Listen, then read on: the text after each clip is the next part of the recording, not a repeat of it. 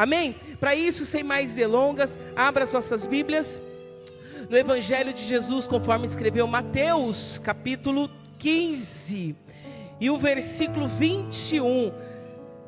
Obrigada por todo o carinho. Estive no retiro dos jovens, foi uma bênção. Tem alguns aí? Meu Deus, que pastor estava, era um jovem que estava no retiro. Foi uma bênção, liderança, mais uma vez, parabéns, rapaziada, parabéns. Saí de lá rodopiando para segurar, para me segurar. Meu esposo falou assim: eita, daqui a pouco tu vai estar voando. Eu falei: que presença gloriosa é essa do Senhor. Eu saí de lá renovada. E eu tenho certeza que não será diferente nessa tarde. Amém? Aleluia. Mateus 15, 21. Vamos aprender um pouquinho com essa mulher, a cananeia. Diz o seguinte: ora, partindo Jesus dali, retirou-se para as regiões de Tiro e de Sidom. E eis que uma mulher cananeia, provinda daquelas cercanias, chamava dizendo: Senhor, filho de Davi, tem compaixão de mim, que a minha filha está horrivelmente endemoniada. Contudo, ele, Jesus, não lhe respondeu palavra. Chegando-se, pois, a ele os seus discípulos, rogavam-lhe dizendo: despede-a, porque vem clamando atrás de nós. Respondeu-lhes ele: não fui enviado senão as ovelhas perdidas da casa de Israel. Então veio ela, e adorando-o, dizendo: Senhor, socorre-me. Mais uma vez: Senhor, socorre-me. Ele, porém, respondeu: não é bom tomar o pão dos filhos e lançá-lo aos cachorrinhos? Ao que ela disse: eita, olha que mulher ousada. Sim, Senhor, mas até os cachorrinhos que comem das migalhas que caem da mesa dos seus senhores ou dos seus donos. Sim, Senhor, mas até os cachorrinhos comem das migalhas que caem da mesa dos seus donos. Então respondeu-lhe Jesus: ó mulher, grande é a tua fé, seja feito como tu queres. Seja feito como tu queres. E desde aquela hora a sua filha ficou sã. Mulheres, povo de Deus, eu estive recentemente no Egito e conversando com um muçulmano sobre casamento. Ele disse: eu passei no Brasil e vocês são privilegiados. Estava eu e meu esposo. E aí meu esposo falou assim: com relação ao casamento, por que você diz isso de sermos privilegiados? Casamento é casamento, encontra dificuldade, desafios, obstáculos, está tudo certo.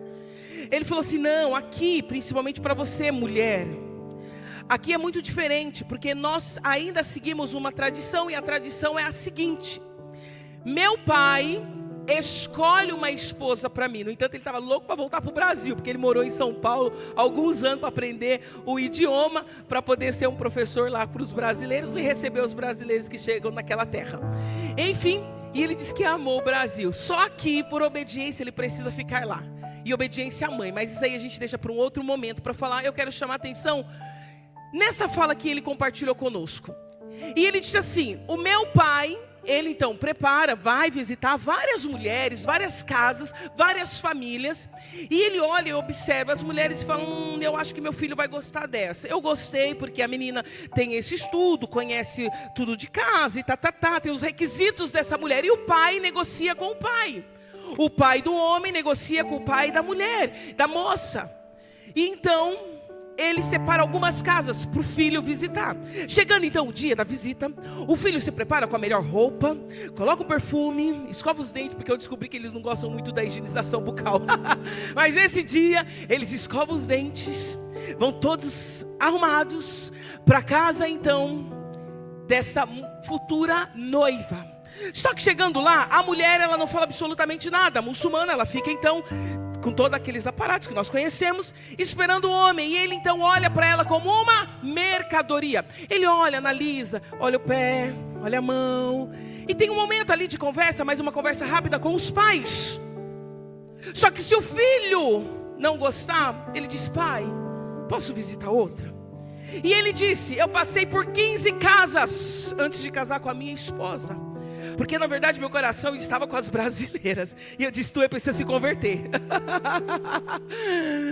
Enfim, e aí ele, depois de passar por várias casas, então ele falou: eu quero, então pode pagar o dote, pai, eu quero que pague o dote, essa aí eu vou casar. Pronto, casou. E a cerimônia, ele esperava então essa noiva por um período, enquanto organizava a festa, e depois ele voltava para buscá-la. E eu disse: essa dinâmica é muito parecida com a dinâmica antiga dos judeus. Aí ele olhou para mim e falou assim: você está querendo arrumar briga, né? Ele usou outro termo, mas foi a mesma coisa. Ele falou assim: você vai falar de judeus aqui para mim? Eu falei: não, eu preciso destacar para vocês. E claro, ali ele estava com essa liberdade, sabendo que nós éramos cristãos, evangélicos, estava tudo certo, a gente tinha essa liberdade para falar com o muçulmano, ok? Nós tentamos até falar de Jesus, mas a resistência é muito grande, só quem faz é o Espírito Santo, a gente só semeia, amém? Mas glória a Deus, tem muitos muçulmanos se convertendo a Jesus Cristo. Aleluia, muitos. Enfim, e aí ele disse: é muito parecida, só que lá eles não usam mais essa dinâmica, mas nós permanecemos, porque nós somos de Isaac e de Agar, aliás, de Ismael e de Sara. Agora vocês que são de Abraão e de Isaac, vocês são meio assim, ó. Ele falou num tom de brincadeira, mas deu uma cutucada. Mas enfim, e naquele momento, ouvindo aquele muçulmano falar sobre a dinâmica do casamento, o que o Espírito Santo me fez na calada da noite lembrar.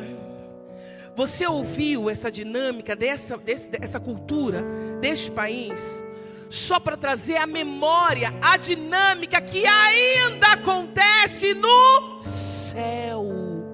Porque por mais que Israel moderna não faz, a nova Jerusalém continua. E a minha pergunta foi: Deus, o que tu queres me ensinar? E Deus disse: assim como o pai escolheu a noiva dentre muitas, separei para o meu filho. O meu filho visitou, dizendo: pai, eu vou buscar as ovelhas que pertencem ao Senhor. Pode deixar, eu assumo a cruz. Porque antes do haja luz, ele disse: haja cruz. Eis-me aqui, cumpre a sua vontade. O filho. Só que o filho veio, disse: essa noiva, estou apaixonado por essa noiva, eu quero casar com essa noiva. E o pai disse: o dote vai ser pago, filho, porque a noiva foi separada. E qual o dote? O dote é na cruz, com o sangue do Cordeiro perfeito, vai ser pago pela minha noiva. Porque a minha noiva não vai ser comprada com prata e ouro, mas com sangue derramado naquele madeiro. Quando Jesus estende o braço naquele madeiro, é ele ligando aqui a noiva com o pai, dizendo: passa por mim, porque eu já estou apaixonado. Esta é a minha noiva. Mas igreja, sabe que é lindo, lindo demais. Aí a gente entende a parábola das noivas. Lembra das parábolas das noivas?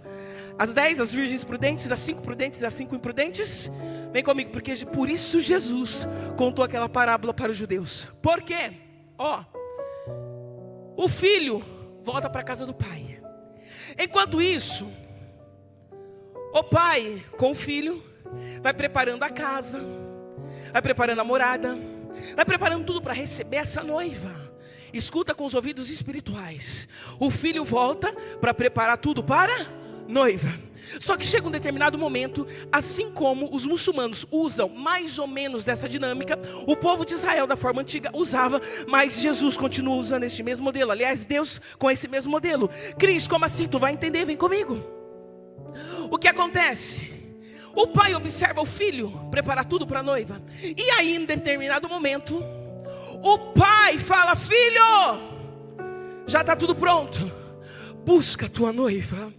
A casa já está pronta, o quarto já está pronto, está tudo pronto, busca a noiva. O filho em obediência diz, sim pai. Mas uma observação muito importante, o filho não sabe nem a hora e nem o momento que escuta a voz do pai. Mas em obediência, ele vai preparando tudo. Mas em obediência, quando o pai diz, filho, vai buscar, ele então diz, sim pai, por obediência eu vou buscar a minha noiva. E neste momento sai o mensageiro gritando, lá vem o noivo, lá vem o noivo, lá vem o noivo. Assim como diz a parábola. A noiva então escuta esse mensageiro que vem alguns quilômetros antes do noivo. Então a noiva, ela fica já toda pronta para receber o noivo. Então o noivo vem, resgata da casa do pai. E aí, se é um homem cheio de posse, aí contrata vários músicos. E os músicos então vão tocando na frente, enquanto o noivo vai e volta para a casa do pai. Já está tudo preparado a cerimônia. Uau, Cris, o que isso quer dizer? Os céus continuam assim. Jesus veio, resgatou a noiva, comprou a noiva, o dote foi pago, você tem um noivo, é garantido. O noivo disse, vou preparar. O noivo está preparando, aliás, já está tudo preparado para as bodas do cordeiro. Muito em breve ele vai ouvir do pai dizendo, chegou, pode voltar e buscar a noiva que te espera ansiosamente pelo casamento. Só que a pergunta, meninos e meninas, com todo respeito, o que acontece com a noiva? Porque a pergunta foi para aquele muçulmano, o que acontece com a noiva até o casamento, até a consumação? Ele disse, ei, a noiva, ela fica o tempo todo na espera, porque ela tem uma certeza, se o dote foi pago, que é o contrato, se for, é o mesmo contrato que Maria tinha com José. Lembra? Mãe de Jesus, que o Senhor usou como portadora de Jesus, é aquele mesmo contrato. Eles não moravam junto, mas tinham um contrato. Como esse contrato, Cris? O contrato que a noiva, mesmo na casa do pai, antes da chegada do noivo, ela tem a convicção que ela tem o noivo. Se batermos na porta de uma mulher que foi comprada, o contrato foi assinado, ela disse, eu tenho noivo, aqui não há mais negociação, porque eu já fui comprada. Entende? Acessa mais uma camada. Entende esse mistério? Qual é o mistério, Cris? Porque quando vem negociação batendo na nossa porta, a nossa resposta, eu sou noiva e já fui comprada. Não tem negociação, não tem conversa. Eu já sou do noivo. Eu já sou do noivo. Não tem negociação, noiva. Você já foi comprada. E sabe qual é a convicção? O noivo, ele vai voltar. Essa é a certeza absoluta. É por isso que todos os dias nós estamos nos preparando. Aliás, nós estamos preparadas. Amém? E a pergunta que naquela noite o Espírito Santo veio sussurrando é: como está a noiva nesse tempo de espera? Porque a noiva na Jerusalém antiga, ela ficava se preparando em tudo. Então ela montava as coisinhas que ela ia levar, ela se preparava fisicamente, ela se cuidava, e todos os dias ela tinha uma expectativa: será que é hoje que ele vem? A noiva da Jerusalém terrena, a noiva dos muçulmanos também se preparam, mas a noiva espiritual, ela também está se preparando. Mas quantas noivas que estão nessa expectativa, mas estão cansadas, estão desanimadas, estão dizendo: Deus, noivo amado, tu me comprastes mesmo? Eu fui escolhida mesmo? Porque os problemas, as dificuldades, as lutas do dia a dia tem esse poder, ou melhor, o efeito colateral de tirar o ânimo, a motivação, a alegria, a esperança. Cris, como tu sabe disso? É só falar para uma pessoa que hoje recebeu um diagnóstico, igual a mulher do fluxo. Se nós chegássemos talvez na casa dela para fazer uma visita, antes dela ouvir falar de Jesus, talvez ela falaria: Os médicos dizem que vai de mal a pior, eu não tenho jeito.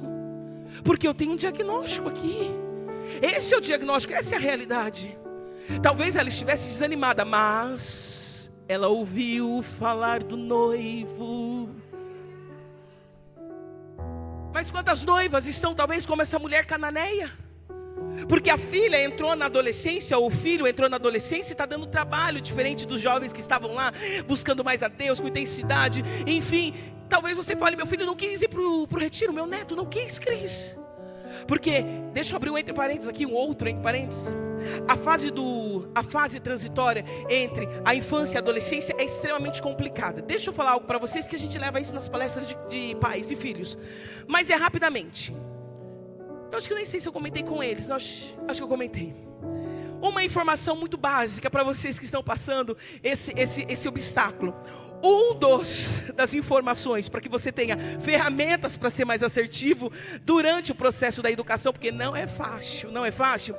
Uma informação dos neurocientistas. Hoje já é comprovado que o cérebro de uma pessoa, ela só fica maduro a partir dos 25 anos. E para os homens... 30, tô brincando com todo respeito, tô brincando, é porque elas estão aqui, é pra elas, meninos. Às vezes eu falo isso no encontro de casais, os homens querem morrer. Com 30 anos, o homem quer jogar videogame, sangue de Jesus tem poder? Só se for com o filho, aí com o filho pode naquele momento de entretenimento. Tô brincando, meninos, Senhor, segura esse horário. Só que até os 25 anos, por isso que eu falo para algumas meninas, espera para casar até os 25 anos, minha filha. Porque aí você vai estar com o cérebro maduro, vai pensar mais. Porque antes dos 25 anos, Cris, o que acontece?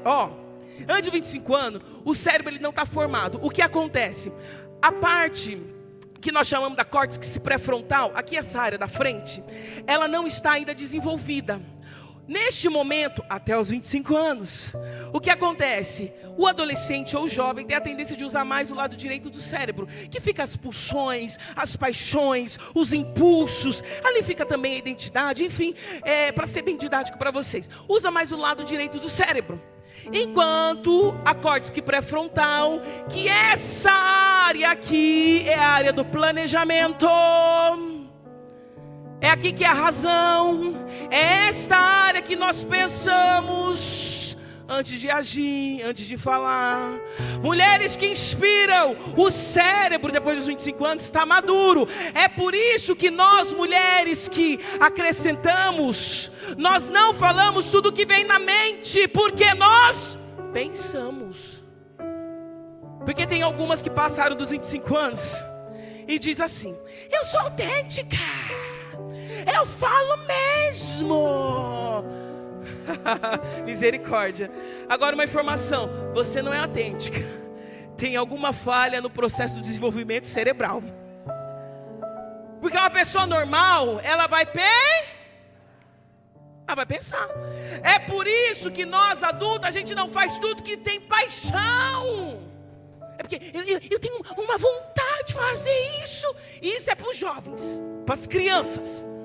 Nós não acessamos qualquer site porque nós pensamos. O que isso vai danificar? A minha família, a minha mente, a minha espiritualidade. Passamos pelo filtro, Deus nos capacitou, nos deu essa habilidade para racionalizarmos algumas reações. É por isso que a gente não fala tudo que vem pela boca. É por isso que a gente não age nas nossas forças. É por isso que a gente respira antes de agir.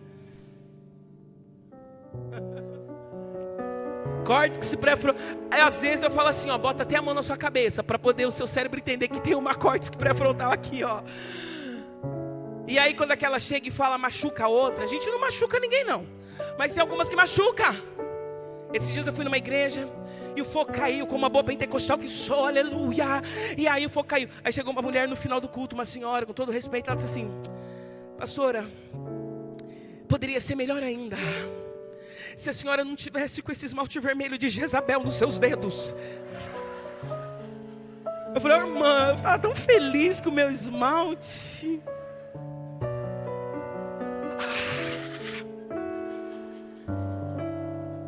Aí eu falei, com todo respeito pelos seus cabelos brancos, viu como maturidade não tem a ver com idade? Não tem. Tem mulheres de 25 anos que dão um baile nas de 60. Claro, tem de 60 que dá um baile, nem sempre. Mas vem comigo, não tem a ver com a idade. Aí, eu disse com todo respeito aos seus cabelos grisalhos, mas o Deus que eu sirvo, Ele não é limitado por uma cor vermelha do meu esmalte. Quando Ele quer fazer até a mula ver anjo.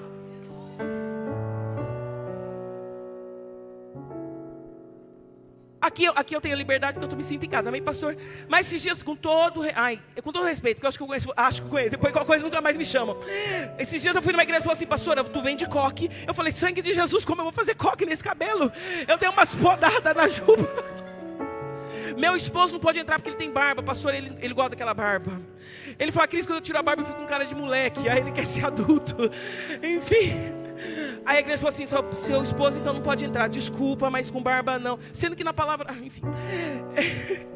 Jesus tinha barba, a gente vai ter essa informação em Isaías. Mas hoje, em algumas igrejas, com todo o respeito que a gente vai conforme a casa chama. Mas eu estou falando aqui porque eu estou na liberdade de falar, amém?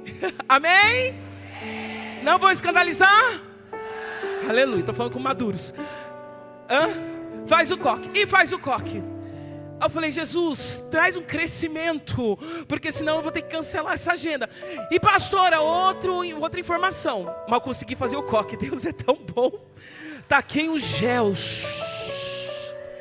Descobri que tem um puff postiço. Meu coque foi lindo.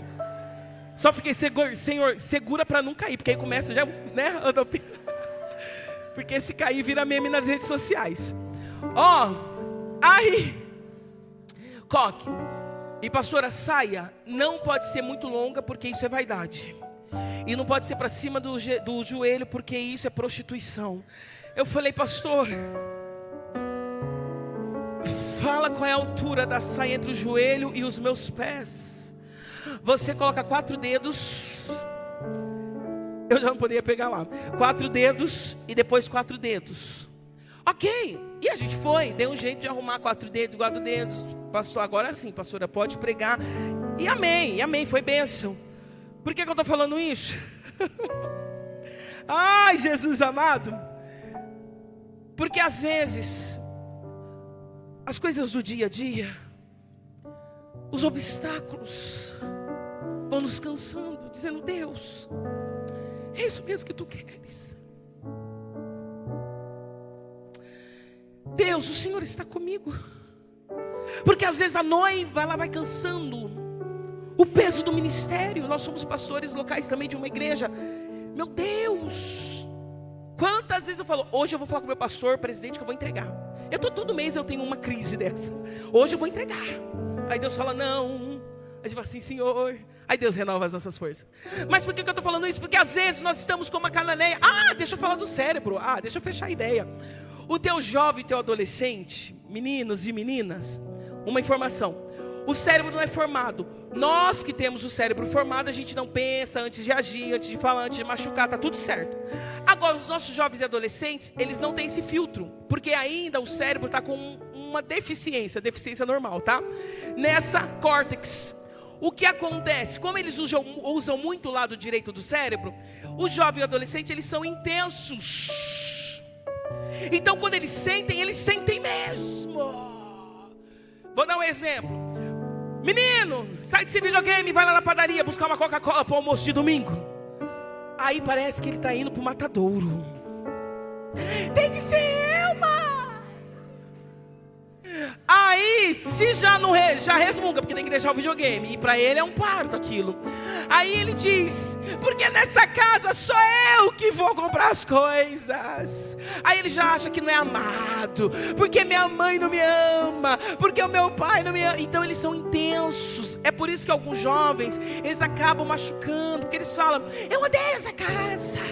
Eles não param para pensar, para elaborar que é uma situação pontual. Ele vai ter que parar com o videogame, porque não é só alegria o tempo todo, tem compromissos.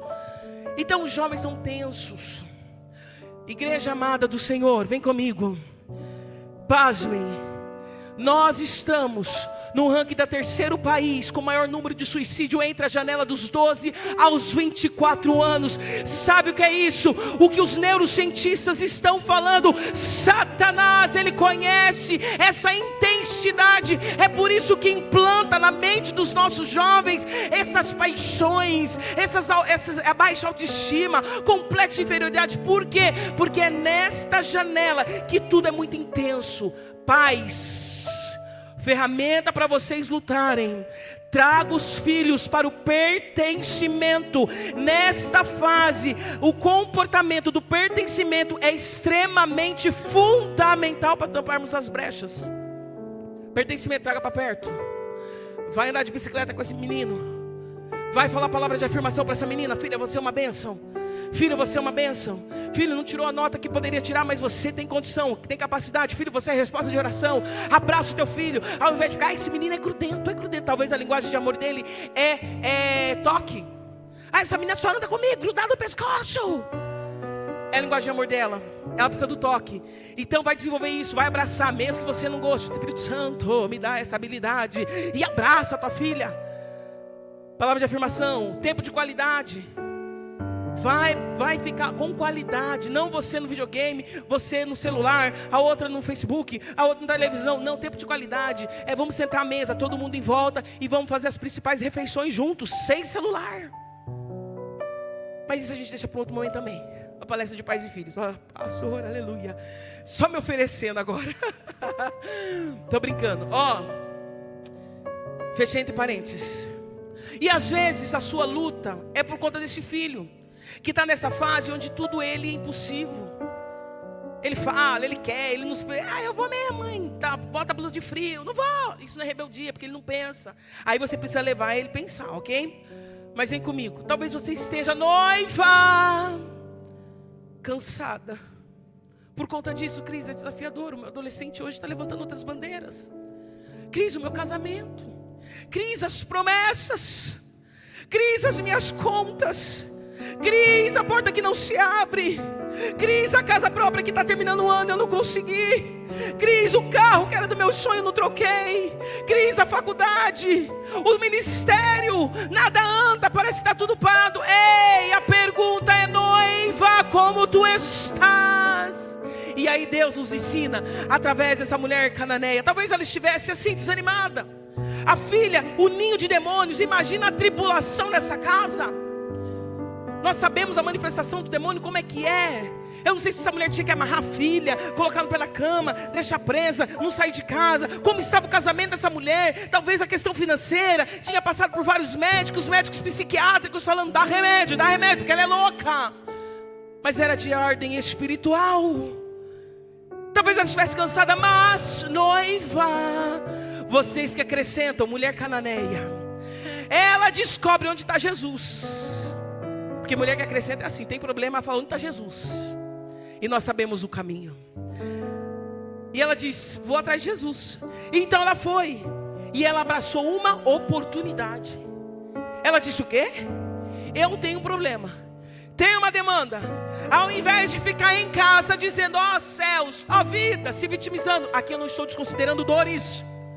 Porque as dores vai minando as nossas forças, às vezes diminuindo a fé. Ontem nós estávamos no velório e a menina disse: Cris, por que Deus não curou a minha mãe e decidiu levar? Antes de falar sim para o Senhor Jesus. Uau, como falar isso diante de um caixão e falar: nós falamos para a mãe não aceitou Jesus. Nós estamos falando agora sobre isso. Fé diminui. Lutas, problemas. Mas a mulher cananeia, ela falou assim: eu preciso de uma oportunidade. Essa oportunidade é suficiente para reagir, porque eu estou com um problema. Agora o que eu preciso? Eu sei do meu problema, consciência do problema, nome do problema. Nada de ficar tampando o sol com a peneira. Qual que é o problema? Meu problema hoje é tal, é isso, casamento, é minha fraqueza, é meu declínio, é consciência. E agora é o que eu vou fazer com esse problema. Eu tenho problema, mas o que cabe a mim eu vou fazer, porque o impossível Deus faz. Só que a noiva tem uma participação muito linda. Cantares Salomão vai dizer, e é uma tipologia espiritual quando eu falo do Cantares neste momento, o noivo, ele olha para a noiva e fala: noiva, levanta-te, amada minha, formosa minha, e vem. A pergunta é: por que o noivo não foi até a noiva, todo romântico, né, pegando a noiva no colo, né? Não, a pergunta é: Espírito Santo, por que o noivo dá uma voz de comando no livro de Cantares e o tempo todo se repete: levanta-te, levanta-te, amada minha, levanta-te, formosa minha, levanta, noiva minha. A pergunta é: por que o Senhor, o noivo, ele dá essa ordem, essa palavra de comando? Não é o noivo apaixonado? Ele disse: é. E o amor dele consegue transparecer no poder da tua palavra e reconhecer que mesmo dentro deste amor, ele libera condição para essa noiva se levantar e vir até ele.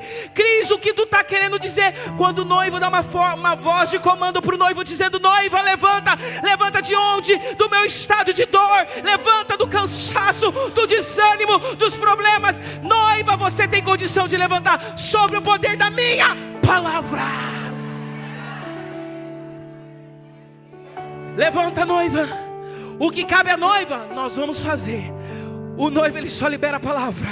E a noiva então levanta, levanta, levanta e começa a dar os passos. Cabe à noiva, cabe à noiva, cabe à noiva. O que tu está querendo dizer? O que cabe a você?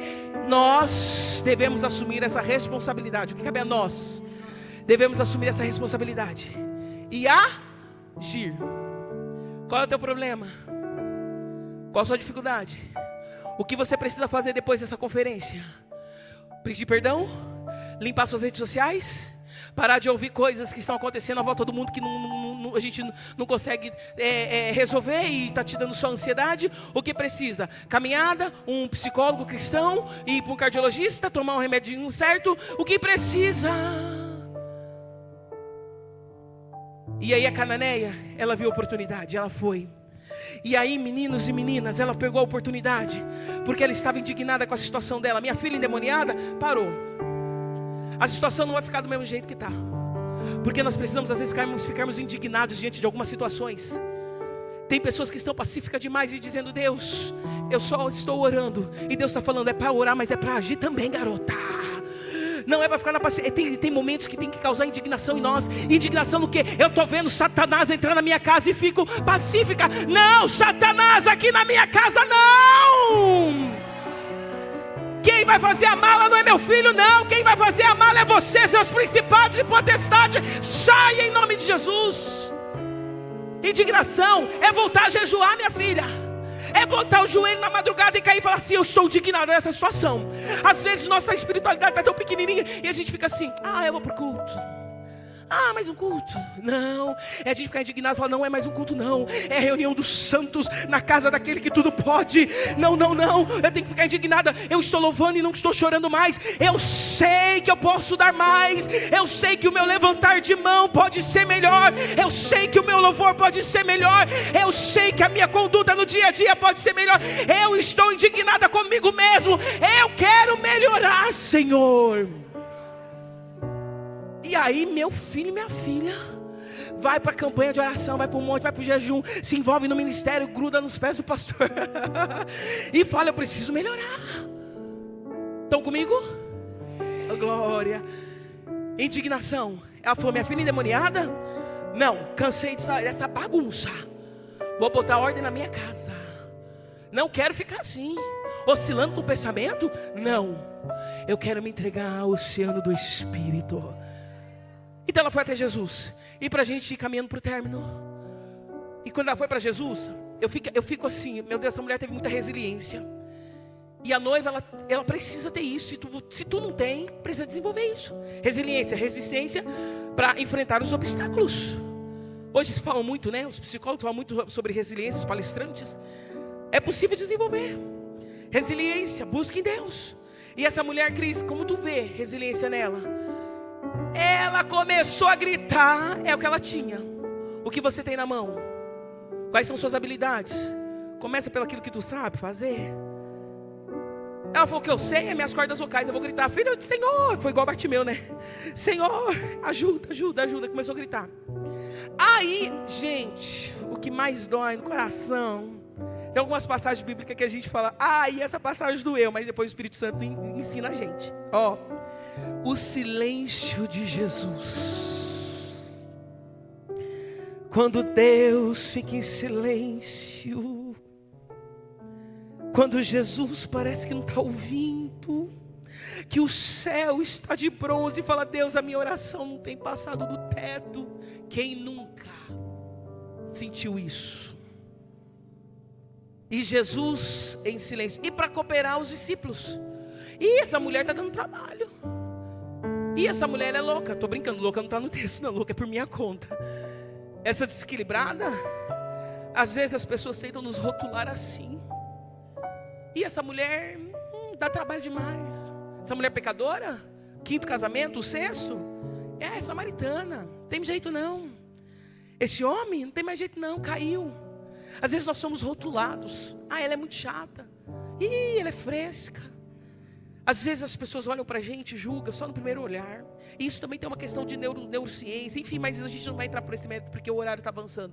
Mas às vezes nós olhamos uma pessoa e julgamos. Quantos rótulos a gente vai levando no nosso dia a dia? Porque falou isso, porque errou nisso. Nós somos limitados. E às vezes os seus rótulos, os rótulos que colocaram em você ou tentaram colocar em você, estão deixando você numa posição de, será que eu consigo? Qual é a minha identidade? Talvez você esteja perdida nisso. E Deus hoje te trouxe aqui para falar, mulher, você acrescenta. A tua história acrescenta, a tua vida acrescenta, teu testemunho acrescenta, tua conduta acrescenta. Seus filhos estão te observando, você acrescenta. Você não é perfeita, você vai errar, mas mesmo com as suas limitações, você acrescenta. Porque nós estamos a cada dia buscando, Senhor, nos ajude a melhorar. E então essa mulher, ela então rompeu com as falácias, rompeu com as pessoas dizendo, não, ministério não vai dar em nada, você está no lugar errado, foi o homem que te escolheu. Menina, se eu escutasse tudo isso, eu não estaria aqui com vocês. E tanta coisa. E os discípulos então, tentando interromper aquela mulher de chegar a Jesus. Que nós não sejamos, igreja, vem comigo, que nós não sejamos impedimentos para os mais fracos chegarem a Jesus.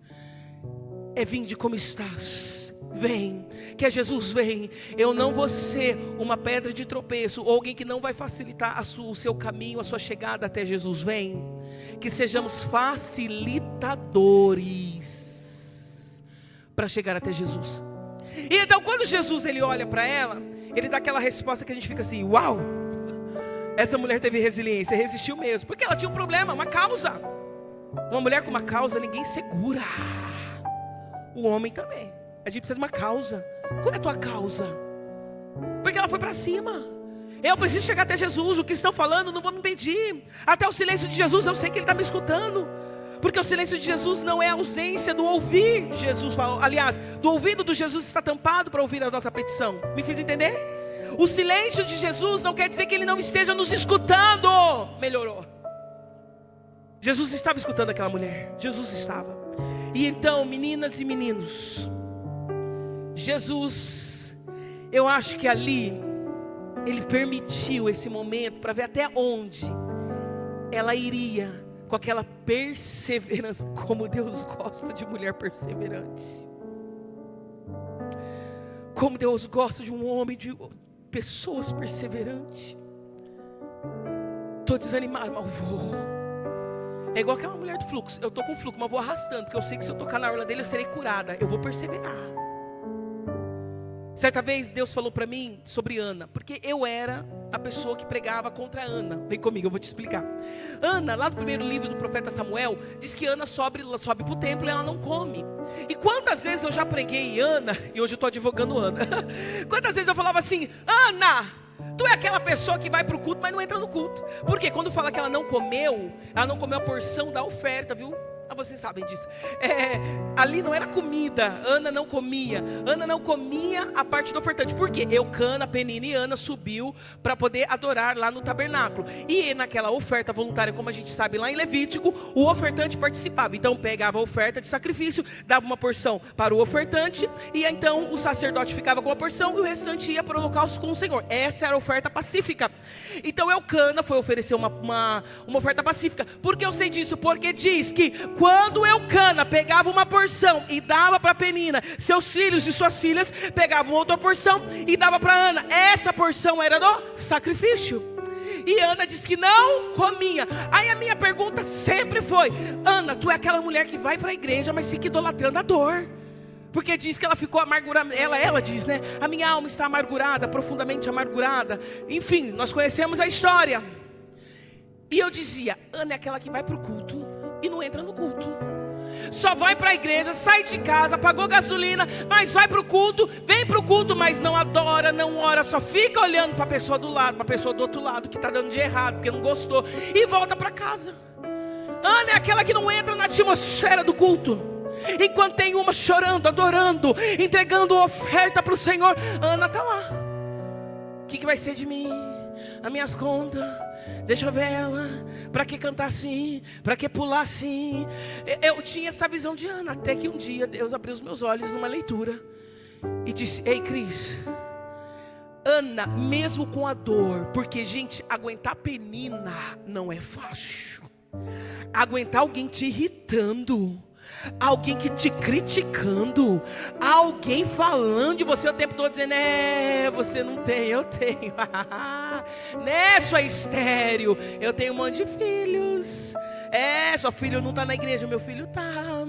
Não é fácil aguentar Penina e a tipologia de Satanás confrontando.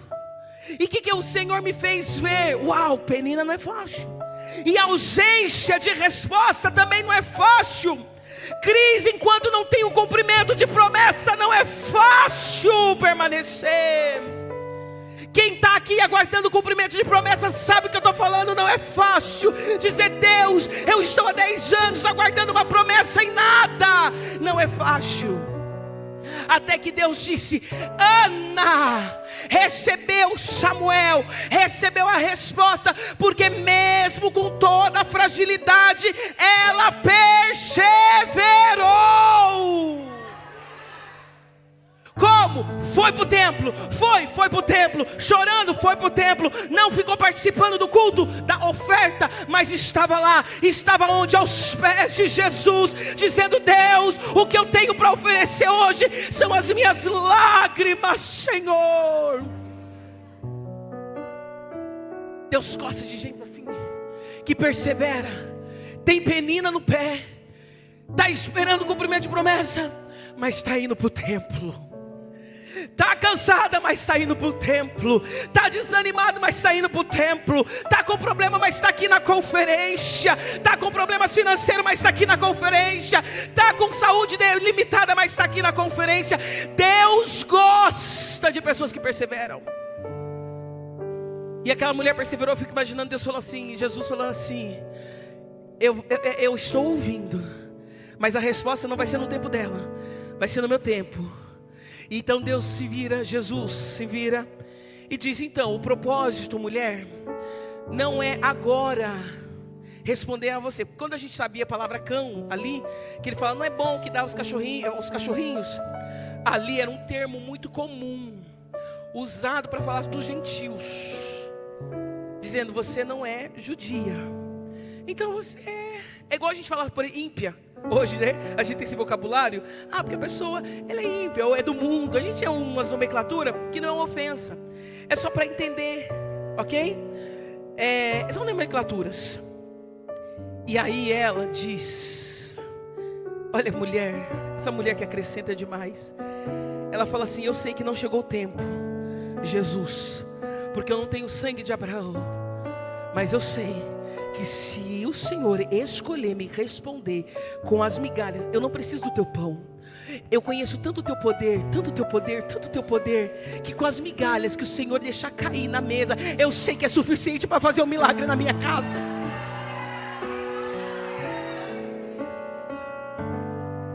Deus, eu não preciso do seu pão inteiro, só das migalhas, porque eu pego.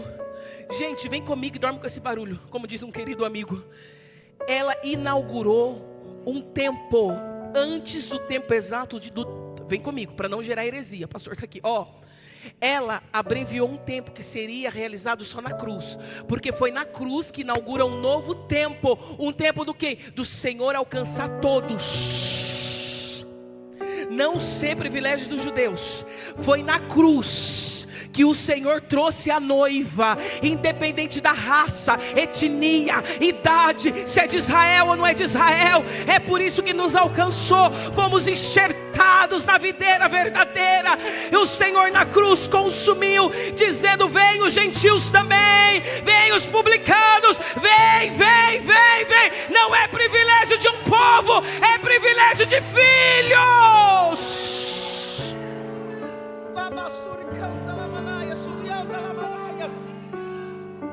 A igreja ali ia consumir. Filha, não é filha, perdão, mulher, não é chegada a hora, você não é gentil. A minha missão agora é só para os judeus. O que eu tenho que ensinar é só os judeus. A palavra é só para os judeus. Ela disse: eu sei que eu sou gentil, eu sei que eu não faço parte desse núcleo, mas me dá as migalhas que são suficientes.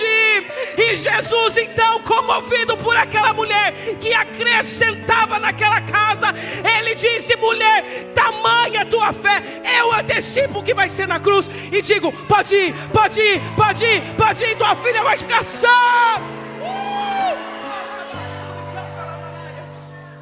Ah, meu Deus do céu, abreviou um tempo. O que mulher, você que acrescenta, você não faz o movimento no céu quando tu se posiciona. É por isso que tua luta é grande, mulher. É por isso que os obstáculos são grandes.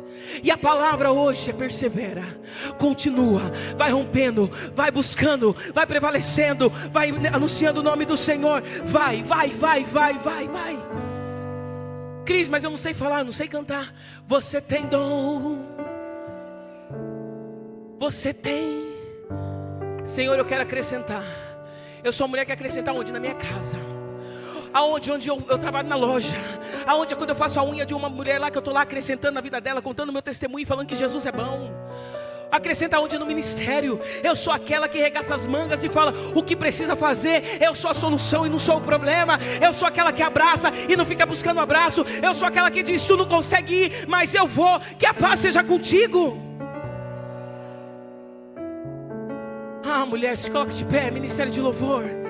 Anda cá. Oh, aleluia. Quando tu se posiciona, mulher, há um movimento nos céus. Cris, qual é esse posicionamento? Ah, quando tu está com essa fé em ação, quando tu está ligada pelo Espírito, dizendo: Deus, o que eu devo fazer, por onde andar, como caminhar. Usa do teu passado que não te matou para glorificar o nome do Senhor. Dá testemunho mesmo, fala com as pessoas que estão à tua volta. Peça para o Senhor mais do fruto do Espírito. Quantas pessoas que precisam acrescentar mais, melhorar mais, porque precisa ter domínio próprio, mansidão. E é falar: Senhor, eu quero, porque eu quero acrescentar mais. Você pode mais. Você pode mais. Mais cura na alma, cura nas emoções, mais do Espírito Santo. Viver o teu dom, o teu talento. Só que para eu encerrar, porque eu sei que ainda o banquete continua, a pastora daqui a pouco vem para ministrar para vocês. Eu preciso, antes de sair, fazer uma oração, e aí acaba a minha responsabilidade. E eu tenho certeza que Deus ainda tem muito mais para fazer. Muito mais. Cris, eu sou essa noiva que eu fui comprada, mas eu estou sem resiliência. Eu estou cansada. Eu estou desanimada. Eu oro e não vejo as coisas. Eu faço e parece que nada acontece. Talvez você esteja no período do silêncio de Deus, mas Ele está te escutando. O que você precisa é de um renovo. O que você precisa é essa resiliência espiritual. Dizer, eu continuo como Ana. Eu continuo como Ana. Eu continuo. Samuel não chegou, eu vou para o templo. Samuel não chegou, eu continuo aos pés de Jesus. Samuel não chegou, eu persevero. Talvez o que você precisa é disso. Você que entrou aqui, que precisa dizer, Cris, para eu avançar. É muitas crises dentro de mim. Eu fico às vezes oscilando demais, mas eu quero uma estabilidade. Isso não quer dizer que você não vai chorar, mas você vai chorar, mas ficar firme nos caminhos do Senhor. Eu quero orar por você. Levanta a tua mão, você que precisa dessa resiliência por conta dos problemas do dia a dia. Levanta as suas mãos. Os desafios, o ministério, Cris, está pesado. Eu estou pensando, não, você vai ter renovo, não é parada. Não é tempo de parar. Não é tempo de parar. Não é tempo de parar. Você que está com as mãos levantadas, vem aqui para frente, vem aqui para frente, vem aqui para frente, vem, vem, vem, vem, vem. Vem, vem, vem, vem.